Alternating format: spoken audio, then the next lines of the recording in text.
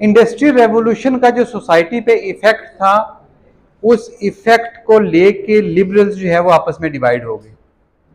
ठीक है, और वो डिवाइड कैसे हुए, हमारे पास लिबरल्स के दो कैंप्स बन गए। एक को हम कहते हैं वेलफेयर स्टेट लिबरल्स और दूसरे को हम कहते हैं neo classical liberals. Welfare state liberals कौन थे और उनका क्या आर्गुमेंट था? जिस वक्त इंडस्ट्रियल रेवोल्यूशन आई है और हमने कहा कि एक बहुत बड़ी वर्किंग क्लास वजूद में आई है, और ये वर्किंग क्लास जो है ये वही कंटेक्स्ट है 1800s का, 1850s का, इंडस्ट्रियल रेवोल्यूशन का, जिस वक्त इंग्लैंड में ये फैक्ट्रीज, ये वर्कर्स अपनी पीक पे, और ये वही टाइम है जिस पे मार्क्स जो है वो इनकी हालत देख के अपना सोशलिज्म जो है वो प्रोक्लेम कर रहा है। वो देख रहा है कि वर्कर्स की क्या बुरी हालत है इंग्लैंड में। ठीक है, कैसे जो मिडिल क्लास है, जो बुर्जुआजी क्लास है, वो कैसे वर्किंग क्लास को यूज कर रही है, यूटिलाइज कर रही है अपने एंड के लिए। ठीक? तो यहीं से दूसरा स्ट्रेन जो है वो political philosophy, political ideology, socialism, वो इसी टाइम से इमर्ज होता है। यही सोशल कंडीशन है, पॉलिटिकल कंडीशन है यूरोप की, और यही टाइम लाइन है जहां पे मार्क्स इमर्ज हुआ है। ठीक, लेकिन लिबरलिज्म ने जो ये वर्किंग क्लास का चैलेंज है उस दौर का, उसको कैसे एड्रेस किया है? तो लिबरलिज्म डिवाइड हो गया वेलफेयर स्टेट में और नियो क्लासिकल में। वेलफेयर स्टेट वालों ने क्या कहा है कि जो वर्किंग क्लास है, वर्किंग क्लास को अब गवर्नमेंट इंटरवेंशन की जरूरत है। हमने हिस्टोरिकली देखा कि लिबरलिज्म इंडिविजुअल्स के रास्ते से बैरियर्स हटाने का काम करता है। वो सोशल बैरियर्स हों, वो पॉलिटिकल बैरियर्स हों, वो रिलीजियस बैरियर्स हों। तो आर्गुमेंट ये था कि इंडस्ट्रियल रेवोल्यूशन के आने के बाद अब नए बैरियर्स, नए चैलेंजेस जो है वो इंडिविजुअल के सामने आ गए, और वो नए बैरियर्स और नए चैलेंजेस क्या हैं? वो इन वर्किंग क्लास की जो है ना, इनके पास एजुकेशन है, ये बहुत पुअर हैं, ये बहुत बीमार हैं, जो इनकी कंडीशंस थी।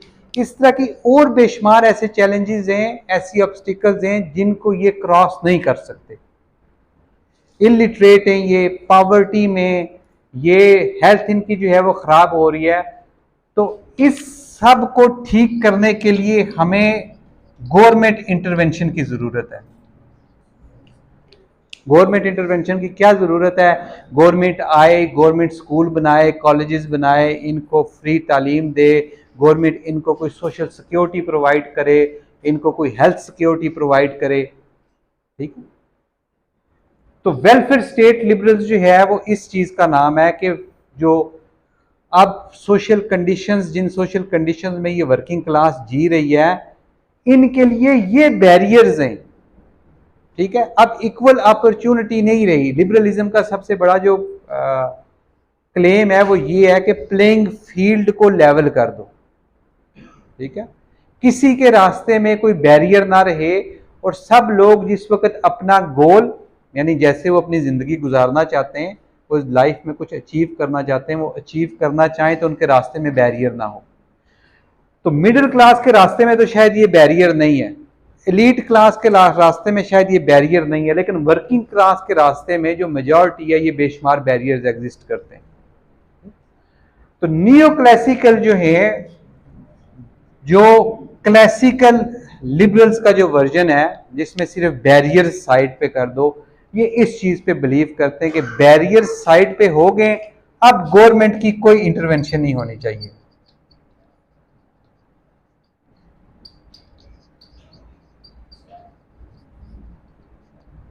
लिबरलिज्म अगर आप देखें तो उसने पिछले 200-300 साल में गवर्नमेंट कम की है।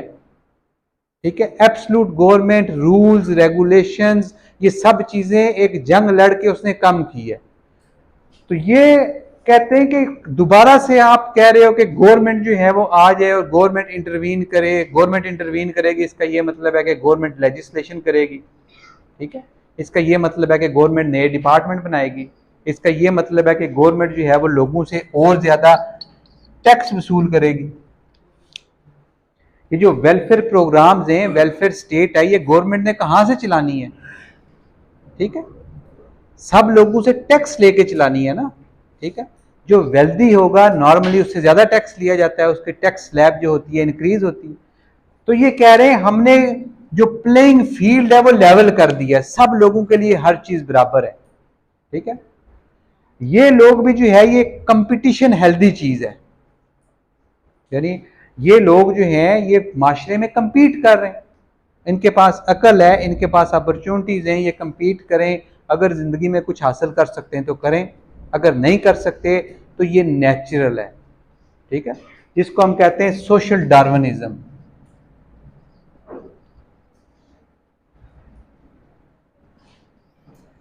नेचुरल साइंसेज में डार्विनिज्म का कंसेप्ट क्या था? नेचुरल सिलेक्शन का, कि नेचुरली जिस वक्त चीजें, ऑर्गेनिजम्स, प्लांट्स, ये चीजें इवॉल्व होती हैं नेचुरली, तो जो फिट नहीं होता सरवाइव करने के लिए वो मर जाता है। सर्वाइवल ऑफ द फिटेस्ट है ना। ठीक है, जो फिट नहीं होता वो मर जाता है, और जो चीज इवॉल्व होके सामने आती है वो अच्छी चीज होती है, वो परफेक्ट चीज होती है। ठीक है, तो ये नेचुरल कंपटीशन नेचुरल वर्ल्ड में चल रहा है। हमें इर्द गिर्द पौधों में, जानवरों में यही नेचुरल सिलेक्शन नजर आती है। तो सोसाइटी में भी यही चीज होनी चाहिए, यही कंपटीशन होना चाहिए। जो फिट नहीं है सरवाइव करने के लिए वो कंपटीशन से बाहर निकल जाए। ठीक है, उसको स्पेशली जाके इंटरवीन करके गवर्नमेंट को मदद करने की क्या जरूरत है? अब ना उसके आगे हमने रिलीजन रहने दिया है एक बैरियर, ना कोई पॉलिटिकल बैरियर है, ना कोई और बैरियर है। तो जिस कंडीशन में वो पैदा हुआ है वो वहां से स्ट्रगल करे। ये भी जो है अक्सर इनमें से जो इनका क्लेम है,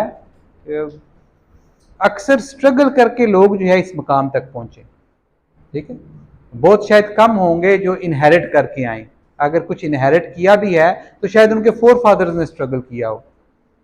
ठीक है, तो शुरू से पहले दिन से ही सोसाइटी की डिवीजन ऐसे नहीं हो गई थी कि एक सेगमेंट को ज्यादा रिसोर्सेज दे दिए थे और एक सेगमेंट को कम रिसोर्सेज दिए थे। हालांकि ये बहुत डिबेटिंग पॉइंट है कि क्या वाकई ऐसा हुआ था या नहीं हुआ था। ठीक, लेकिन इनका जो नियो क्लासिकल लिबरल्स, इनका आर्गूमेंट है वो यही है कि गवर्नमेंट को कभी भी इंटरवीन नहीं करना चाहिए। गवर्नमेंट इंटरवेंशन का मतलब ये है कि हम और ज्यादा गवर्नमेंट एक्सेप्ट कर रहे हैं, और ज्यादा रेगुलेशंस एक्सेप्ट कर रहे हैं। गवर्नमेंट जितनी छोटी हो, जितनी कम हो, गवर्नमेंट नाम ही एक नेसेसरी इवल है, जिसको हॉब्स ने कहा था ना लेविएथन। ठीक, तो वो जितनी छोटी इवल, जितना छोटा हो उतना ही अच्छा है, जितना कम हो उतना ही अच्छा है। और यहां पे ये कहते हैं कि नहीं, अब इतने ज्यादा लोग हैं, इतनी ज्यादा वर्किंग क्लास है, वो ऐसी कंडीशंस में कि उनके लिए प्लेइंग फील्ड लेवल नहीं है। ठीक है, एक वर्किंग क्लास का बच्चा जिसकी जो है वो नरिशमेंट ही पूरी नहीं है, मेल नरिश्ड है, जिसके पास एजुकेशन नहीं है, जिसके वालदेन के पास एजुकेशन नहीं है, जो इतनी पॉवर्टी में है कि ना प्राइवेट कॉलेजेस में किसी जगह पे एजुकेशन या हेल्थ अफोर्ड कर सकता है, उसने क्या कंपीट करना है किसी के साथ? उसका तो कंपटीशन ही नहीं है। ठीक, तो उसके सामने ये बैरियर्स हैं इस तरह के बेशुमार। तो फिर इसको एड्रेस करने के लिए वेलफेयर स्टेट आई।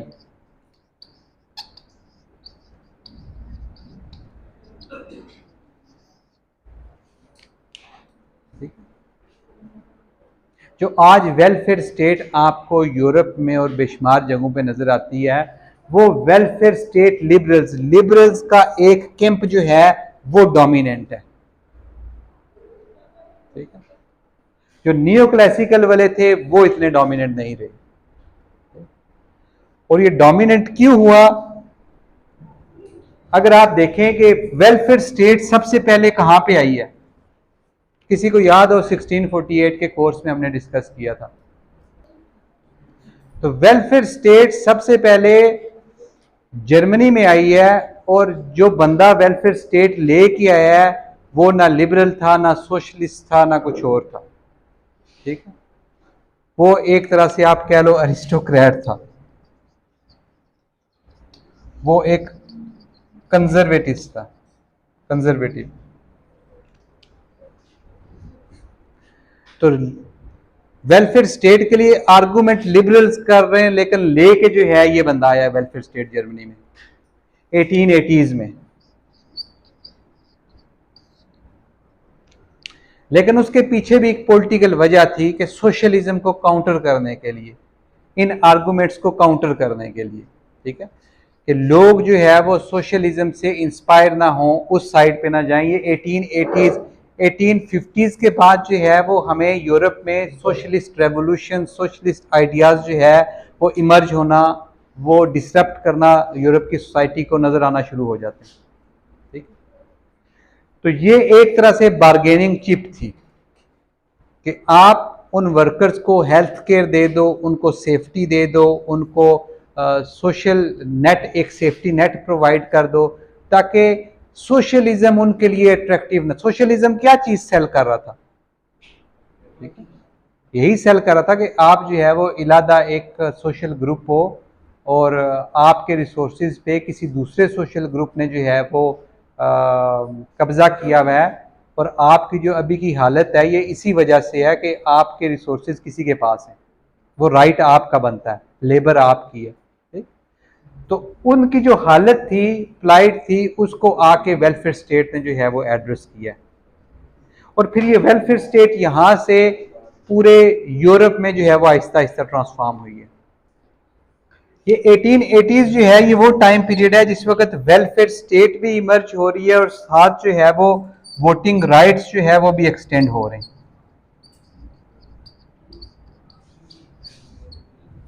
1860s से ऑनवर्ड्स, ठीक है, आहिस्ता आहिस्ता रिफॉर्म्स के ज़रिए यूरोप में, अमेरिका में, मुख्तलिफ सोसाइटीज़ में यूनिवर्सल सफरेज की तरफ जो है वो रिफॉर्म्स हो रही हैं, लेजिस्लेशन हो रही है, और साथ साथ ये वेलफेयर स्टेट भी आ रही है, ठीक।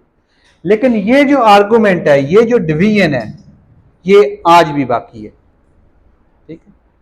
हम इसको अब 19th यानी 20th सेंचुरी में इसको, इस वाले कैंप को सिंपली जो है वो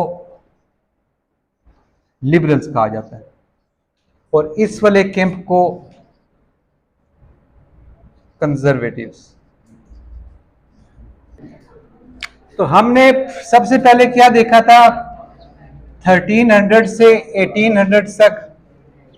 अभी हमने देखा 1800 से 1900 तक, और अब 1900 से ऑनवर्ड्स क्या क्या डेवलपमेंट्स हो रही है। तो 1900 से ऑनवर्ड सबसे पहले हमारा जो वेलफेयर स्टेट का मॉडल है,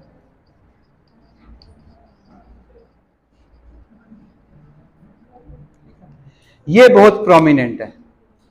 दूसरा जो कैंप है वो, उसको उस तरह से इतनी अप्रिसिएशन नहीं मिली जितनी इनको मिली है। ये आपको मॉडल जो है वेलफेयर स्टेट पॉलिसीज ये हर जगह नजर आएंगी, ठीक है। और इसकी वजह भी थी कि जो मॉडल था जर्मनी वाला, वो एक तरह से रोल मॉडल था। फिर आगे जाके कुछ ऐसी डेवलपमेंट्स हुई, जैसे 1930s में आपकी जब ग्रेट डिप्रेशन आई है, तो उस ग्रेट डिप्रेशन की वजह से जिन लोगों ने सफर किया है, और वो उन लोगों को अब सपोर्ट करना वो किसकी जिम्मेदारी है। अगर आप वेलफेयर स्टेट लिबरल हैं तो आप कहेंगे स्टेट की जिम्मेदारी है। अगर आप कंजर्वेटिव हैं या नियो क्लासिकल लिबरल हैं तो आप कहेंगे कि स्टेट की जिम्मेदारी नहीं है। लेकिन ये इतने बड़े लेवल पे ये डिप्रेशन थी, इतने ज़्यादा लोग इससे इफेक्ट हुए थे कि ये जो पॉलिसीज़ हैं, वेलफेयर स्टेट का कंसेप्ट और वेलफेयर स्टेट पॉलिसीज़, और ये आइडिया के अभी भी कुछ बैरियर्स जो है वो बाकी हैं और उसके लिए गवर्नमेंट की एक्टिव इंटरवेंशन की ज़रूरत है, वो बड़ा पॉपुलर था, ठीक है, क्योंकि मेजॉरिटी ने इससे सफ़र किया। उसके साथ साथ कुछ और ऐसे फिलोसफर्स थे, स्पेशली ये इकोनॉमिस्ट था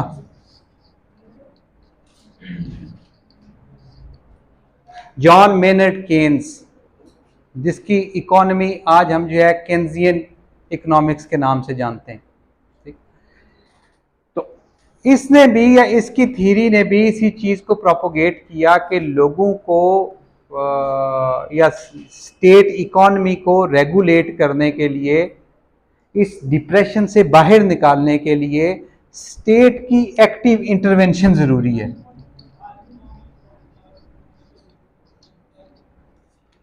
आप इकोनॉमी को इतने बड़ी लेवल पे इकोनॉमी को छोड़ नहीं सकते, जैसे क्लासिकल न्यू क्लासिकल लिबरल्स कहते हैं ना कि जो है कंसेप्ट लेज़े फेयर कैपिटलिज्म का, कि मार्केट को अपना काम खुद करने दो, मार्केट खुद जो है वो रिस्टोर होगी। अगर मार्केट में डिप्रेशन आया भी है तो कोई बात नहीं, वो बिजनेसेस जो compete नहीं कर सके वो तबाह हो गए। ठीक है, वो फिट नहीं थे, अब नए बिजनेसेस इमर्ज होंगे। ये सारी दुनिया में ऐसा ही होता है, नेचुरल वर्ल्ड में ऐसा ही होता है। तो इकॉनमी को भी अपने हाल पे छोड़ दो, उसको इंटरवीन ना करो। ठीक, तो केन्जियन इकोनॉमिक्स जो है ये आके हमें बताती है कि गवर्नमेंट को इकॉनमी को संभालने के लिए इंटरवीन करना जरूरी होता है। ठीक है, और गवर्नमेंट कैसे इकॉनमी को संभाल सकती है? टैक्सेस जो है इंक्रीज डिक्रीज करके, इंटरेस्ट रेट इंक्रीज डिक्रीज करके। जिस वक्त अनएम्प्लॉयमेंट है माशरे में, उस वक्त आप जो है वो डेवलपमेंट पॉलिसी स्टार्ट कर दो। जो एक बहुत फेमस जो है वो न्यू डील का एक प्रोग्राम था 1930s का, कि बहुत ज्यादा सोसाइटी में अनएम्प्लॉयमेंट है, आप डेवलपमेंट प्रोजेक्ट स्टार्ट कर दो, आप मोटरवेज बनाना स्टार्ट कर दो, आप ब्रिजेस बनाना स्टार्ट कर दो, आप बड़ी बड़ी कंस्ट्रक्शन जो है वो करना स्टार्ट कर दो, बड़े बड़े प्लांट लगाना शुरू कर दो। उससे क्या होगा? एम्प्लॉयमेंट जनरेट होगी। ठीक है, अगर अनएम्प्लॉयमेंट है तो। ठीक है, ये वाले न्यू क्लासिकल वाले आके कहेंगे कि ये गवर्नमेंट की एक्स्ट्राविगेंट एक्स्ट्रा फजूल स्पेंडिंग है, ये क्या कर रहे हो, पैसे क्यों जाया कर रहे हो। ठीक है, जबकि ये कह रहे हैं कि इकॉनमी स्टिमुलेट हो रही है, एम्प्लॉयमेंट जनरेट हो रही है। ठीक है, इसी तरह आप जो है वो आज सारी इकोनॉमीज जितनी भी हैं लिबरल इकोनॉमीज, वो सब इसी प्रिंसिपल पे चलती हैं। ठीक है, गवर्नमेंट एक्टिवली इंटरवीन करती है। बड़े बड़े बिजनेसेस जो हैं, बड़े बड़े ट्रेडर्स जो हैं वो बैठे हुए होते हैं इस चीज़ की न्यूज़ में कि आज फेड का, फेडरल रिजर्व का, अमेरिका का जो है वो इजलास है और उसने अपना इंटरेस्ट रेट जो है वो तय करना है कि नेक्स्ट साल के लिए हमारा इंटरेस्ट रेट क्या होगा, आपको अपने डिपॉजिट पे कितना मुनाफा मिलेगा। ठीक है, तो उसको देख के पूरी पूरी स्टॉक मार्केट्स जो है वो फ्लक्चुएट करती हैं। तो ये कुछ इंपॉर्टेंट चीजें, यानी अगर आप इसके अंदर 1930s के बाद 2008 का रिसेशन भी ऐड कर लो, 2008 के बाद आप इसमें कोरोना वाली एपिसोड भी ऐड कर लो। ठीक है, तो नियो क्लासिकल के मुताबिक तो जो मरते हैं वो मरते रहे, वो अनफिट हैं कंपटीशन के लिए। गवर्नमेंट ने क्या किया है कोरोना में, ज्यादातर दुनिया में आपको घरों में बैठे बैठे आपको चेक दिए हैं उसने, बगैर काम के आपको यूके में, यूएसए में, जर्मनी में आपको चेक पहुंचते हैं घर। ठीक है, तो 2008 के रिसेशन में क्या हुआ, जिस वक्त सारी दुनिया की इकोनॉमी स्पेशली यूएस और वेस्टर्न वर्ल्ड की जो है वो बैठी है, बैंक्स कोलैप्स हुए, गवर्नमेंट ने जाके बैंक्स बेल आउट किए। क्यों बेल आउट किए? कि एक इतना बड़ा बैंक है, उसके अंदर 50 लाख अकाउंट हैं। फॉर इंस्टेंस 50 लाख अकाउंट किसके हैं? आपके और मेरे। आपका 2000 पड़ा हुआ है, उसका 5000 पड़ा हुआ है, मेरा 200 पड़ा हुआ है। बैंक कोलैप्स कर गया, मतलब यह है कि उसने आपको पैसे वापस नहीं देने, वो डिफॉल्ट कर गया। ठीक है, तो गवर्नमेंट ने जाके उसको डिफॉल्ट होने से बचाया है। बैंक जो है वो बैंकरप्ट हो गया, आपके पैसे वापस कौन देगा? ठीक है, तो ये रेगुलेशंस जो है, इन रेगुलेशंस को इनके खिलाफ है नियो क्लासिकल लिबरल्स, कि रेगुलेशंस नहीं होनी चाहिए। ठीक है, इकॉनमी अपना काम, लेकिन रेगुलेशन ना हो तो आम आदमी किधर जाए। आज मेरा ख्याल है $250,000 या इस तरह के इक्विवेलेंट जो है आपकी जो बैंक अकाउंट है वो उतनी गारंटी हुकूमत आपको देती है, वहां की गवर्नमेंट देती है। ठीक है, कि आपका जो डिपॉजिट है वो इस हद तक हम उसको सिक्योर करेंगे, इतनी गारंटी है हमारी। ठीक है, कि अगर कभी उसके साथ कुछ हो गया, बैंक कोलैप्स हो गया, तो यहां तक जो है वो हम रिटर्न करेंगे आपको। तो ये वो पॉलिसीज हैं जो आम आदमी को बेनिफिट करती हैं। तो सबसे बड़ा आर्गुमेंट अभी जो लिबरलिज्म में जो दो कैंप्स बने हुए हैं वो इसी चीज पे बने हुए हैं कि वो पॉलिसीज जो आम आदमी को, वर्किंग क्लास को बेनिफिट करती हैं, वो किस हद तक जस्टिफाइड हैं। ठीक? और दूसरा जो कैंप है वो कहता है कि वो वाली पॉलिसीज आप जितनी मर्जी जो है वो बना लो, उसके लिए पैसे कहां से लाओगे।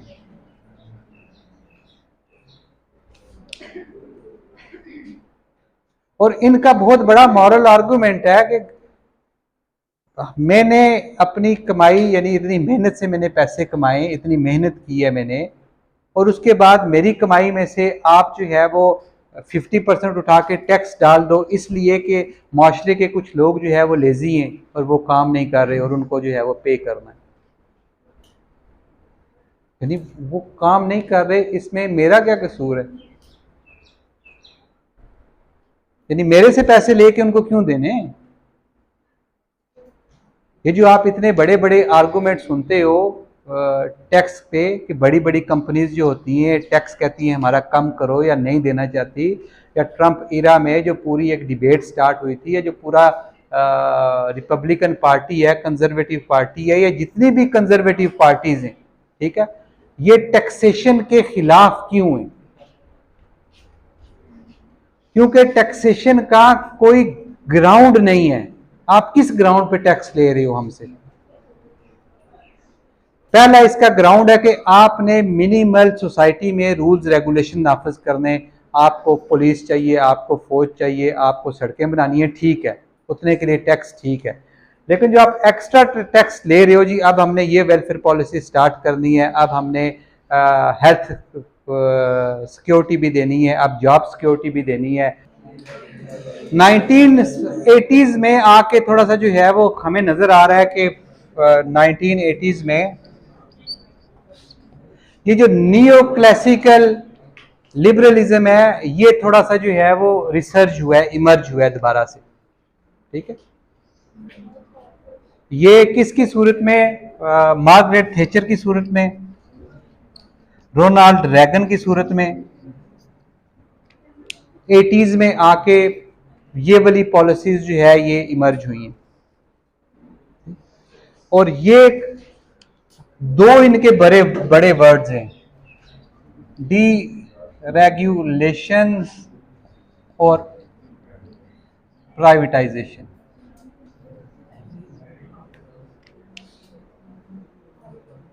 डीरेगुलेट करो इकॉनमी को, जो इतने ज्यादा आपने इकॉनमी पे, बिजनेसेस पे रेगुलेशंस नाफिज की हुई हैं, उनको खत्म करो।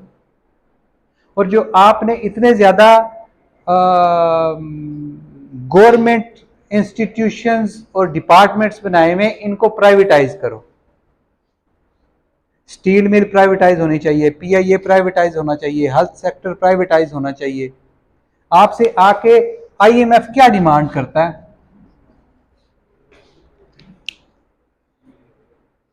ये दो डिमांड्स मेन करता है, स्पेशली ये वाली प्राइवेटाइजेशन वाली। तो इसके दो फायदे हैं, एक आपकी गवर्नमेंट जो होती है वो कम होती है, ठीक है, और दूसरा ये इदारे जो हैं ये एफिशिएंट होते हैं। गवर्नमेंट के इदारे कभी भी एफिशिएंट नहीं होते। पीआईए का अगर सालाना जो है वो 1 बिलियन का लॉस है, वो क्यों है? हर साल PIA for instance $1 billion loss में जाती है। वो लॉस कौन पूरा करता है? उसका गवर्नमेंट पूरा करती है, बेल आउट करती है हर साल उसको। हर सरकारी महकमा जो लॉस में जा रहा है, गवर्नमेंट उसे बेल आउट करती है। वो पैसा कहां से लेती है? हमसे लेती है, टैक्स से लेती है। तो जब ये प्राइवेटाइज होंगे, जब ये एफिशिएंट होंगे, इनका लॉजिक ये है न्यू क्लासिकल वालों का, तो आपको ये करने की जरूरत नहीं होगी। तो ये जो डिबेट है वेलफेयर स्टेट की और न्यू क्लासिकल वालों की, ये मैंने बताया आज तक अभी तक जारी है।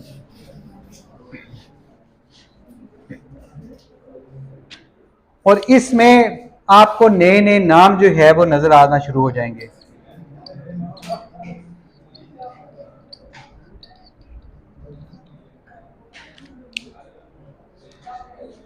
ये दो बड़े फिलोसफर्स हैं जो अब इस डिबेट को आगे जिनने कैरी किया हुआ था, ठीक है। वेलफेयर वालों का जॉन रॉल्स, कि आपको, मैंने आपको बताया ना कि फिलोसॉफिकल मॉरली कोई ग्राउंड नहीं है कि आप किसी से टैक्स वसूल कर सको, ठीक है।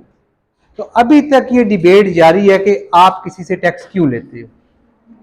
एक मिनिमल गवर्नमेंट एस्टेब्लिश करने के लिए टैक्स ले लिया आपने, उसके बाद अपने ये जो एक्सट्रावेगेंट स्पेंडिंग है, जो इनएफिशिएंट गवर्नमेंट है, इसके लिए क्यों आप टैक्स लेते हो। तो फिलोसॉफिकली इसको एक कैंप जस्टिफाई करता है, दूसरा कैंप इसको डिनाई करता है।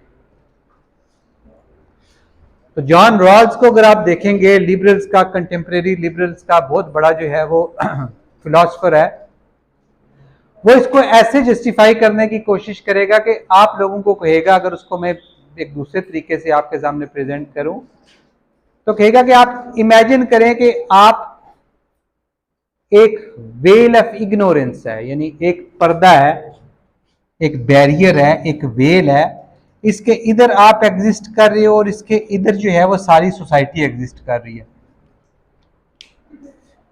उस सोसाइटी में मुख्तलिफ ग्रुप्स हैं आपको नजर आ रहे हैं। कुछ ग्रुप्स जो है वो बहुत पैसे वाले हैं, कुछ कम पैसे वाले हैं, कुछ जो है वो बिल्कुल वीक पुअर ग्रुप्स हैं, कुछ के पास राइट्स ज़्यादा हैं पॉलिटिकल, कुछ के पास कम है। तो मुख्तलिफ स्टेटसेस पे वो एग्जिस्ट कर रहे हैं। तो वो आपको कहता है कि आप इमेजिन करो कि आप जो है पर्दे के इस तरफ हो, आपको ये नहीं नजर आ रहा कि आप जिस वक्त सोसाइटी में जाओगे या आप जिस वक्त पैदा होगे, दूसरे अल्फाज में, तो आपने किस ग्रुप में पैदा होना है आपको नहीं पता, ठीक है। और जब आपको नहीं पता और फिर आपसे पूछा जाए कि अब बताओ हमें कि जिस सोसाइटी में आप पैदा होगे उस सोसाइटी को किन रूल्स पे होना चाहिए, उसके लिए क्या रूल्स हों उसके अंदर, तो वो कहता है लॉजिकली आप कहोगे कि उस सोसाइटी में हर बंदा इक्वल होना चाहिए, क्योंकि आपको नहीं पता आप किस वाले सोशल ग्रुप में जो है वो आप पैदा हो जाओ सामने। और दूसरा, उसके पास इक्वल अपॉर्चुनिटी होनी चाहिए, ठीक।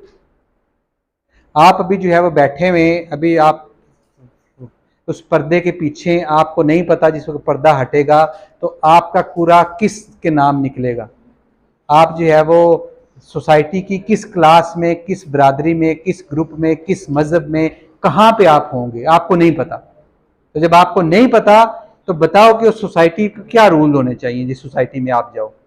तो वो कहता है लॉजिकली हर बंदा कहेगा कि वो सोसाइटी जैसी भी हो उसमें हर बंदा इक्वल होना चाहिए, इक्वल राइट्स होने चाहिए और इक्वल अपॉर्चुनिटीज होनी चाहिए, कि बेशक बंदा जिस मर्जी स्टेटस में हो उसके पास अपॉर्चुनिटी हो कि वो अपना स्टेटस जो है वो इंक्रीज कर सके, ठीक। तो आर्गुमेंट इसका डीप है, बहुत आगे जाके जस्टिफाई इस चीज को करता है कि वेलफेयर जो है वो इंटरवेंशन क्यों जरूरी है, ठीक है। इक्वल अपॉर्चुनिटी जो है उसका ये मतलब नहीं है कि बस बैरियर्स हट गए, कुछ नए बैरियर्स हैं वो भी अभी आ रहे हैं, ठीक है, उनको भी दूर। जो रॉबर्ट नॉजिक है वो इसी चीज को किसी दूसरे तरीके से हमें एक्सप्लेन करने की कोशिश करता है कि गवर्नमेंट जो होती है वो उसको मिनिमल क्यों होना चाहिए। और वो कहता है कि आप इमेजिन करें कि आप एक स्टेट ऑफ नेचर में, जैसे हॉब्स और बाकी हमें फिलोसफर्स कहते थे, और उस स्टेट ऑफ नेचर में प्रोटेक्शन नहीं है आपके पास, ठीक है। एक बंदा उठता है और वो अपनी कंपनी बनाता है और वो कहता है मेरी कंपनी बाकी सब लोगों को जो है वो प्रोटेक्शन देगी। अगर आप मेरी कंपनी ज्वाइन करोगे तो मेरी कंपनी में मुझे इतने पैसे देना है, जो कुछ भी करना मैं आपको इसके बदले प्रोटेक्ट करूंगा। और वक्त गुजरने के साथ साथ वो कंपनी, यानी कंपटीशन होता है, और भी कंपनीज आती हैं, लेकिन वो कंपनी इतनी पावरफुल, इतनी बड़ी हो जाती है कि वो अब सब लोगों को प्रोटेक्ट कर सकती है। ठीक है, और वो दूसरे अल्फाज में एक स्टेट बन जाती है। तो जिस वक्त वो स्टेट बनी है या गवर्नमेंट बनी है, उसने किसी के राइट्स जो है वो वायलेट नहीं किए। हर बंदा अपनी मर्जी से उसके पास आया है कि मुझे प्रोटेक्शन दे दो। ठीक है, और उसको सिर्फ प्रोटेक्शन चाहिए। तो स्टेट का इतना ही काम है कि स्टेट, जिसको वो मिनिमल स्टेट कहता है, कि स्टेट का मिनिमल यही काम है कि वो नाइट वॉचमैन है। वो आप जिस वक्त अपना बिजनेस बंद करके जाते हो, वो बस चौकीदारी करती है, बस उसको और कोई आप काम नहीं दे सकते। तो इतनी चीज कि स्टेट आपकी प्रोटेक्शन के लिए है, गवर्नमेंट आपकी प्रोटेक्शन के लिए है, ये तो जस्टिफाइएबल है, ये तो हम समझ सकते हैं। लेकिन इससे बढ़ के आके वो रोज आपसे जो है वो नए टैक्स मांगना शुरू कर दे। ठीक है, आज इस चीज पे टैक्स दो, कल उस चीज पे टैक्स दो, तो ये जस्टिफाइएबल नहीं है। ये डिबेट अभी भी चल रही है। ठीक है, और अब जो हमारे नियो क्लासिकल लिबरल्स हैं, वो एक और नाम से हमारे सामने आ रहे हैं।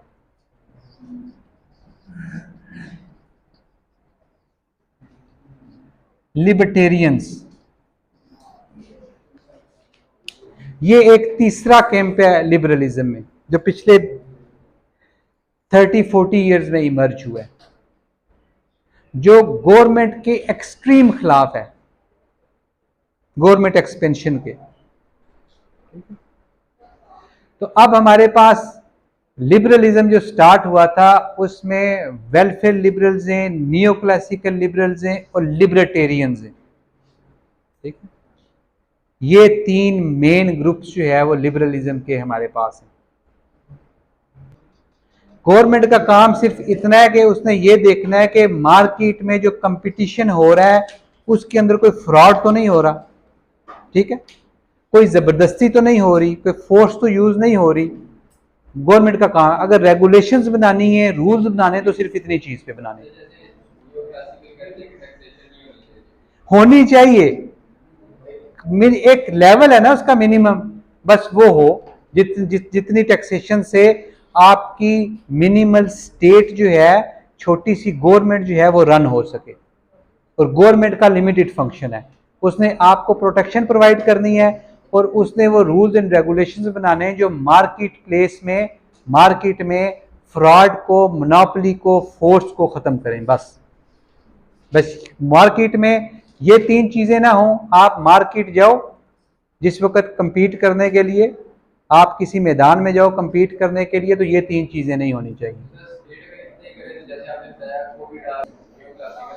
इसका कोई क्लियर कट जवाब नहीं है ना। क्लियर कट जवाब होता तो फिर ये कैंप्स ना बनते ना। ठीक है, इसका जो आपको वेलफेयर लिबरल्स जवाब देंगे वो यही देंगे जो आप बता रहे हो कि रोज नई मुसीबत आ जाती है, कोविड आ जाता है, डिजास्टर आ जाता है, अर्थक्वेक आ जाता है, और कोई चीज आती है, तो उसको हमने डिप्रेशन को कैसे मैनेज करना है। जो दूसरा कैंप है वो कहेगा कि जो कुछ भी आता है उसके लिए मिनिमल आपके पास वो रिक्वायरमेंट होनी चाहिए, बाकी डिजास्टर मैनेजमेंट का शुबा प्राइवेटाइज करो, उसको गवर्नमेंट ने क्यों रखना है उसको। ठीक, तो ये सब महकमे प्राइवेटाइज हों।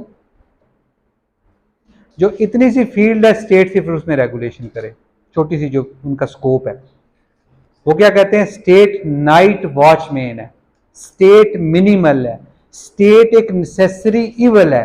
इसको जितना छोटा रख सकते हो उसको उतना छोटा रखो। इसको जितना बड़ा करते जाओगे ये आपके रिसोर्सेज, आपकी चीजें खा जाएगी। ठीक है, डेवलपिंग कंट्रीज का, अंडर डेवलप्ड कंट्रीज का उठा के जीडीपी देखें कि कहां पे जाते हैं पैसे सारे।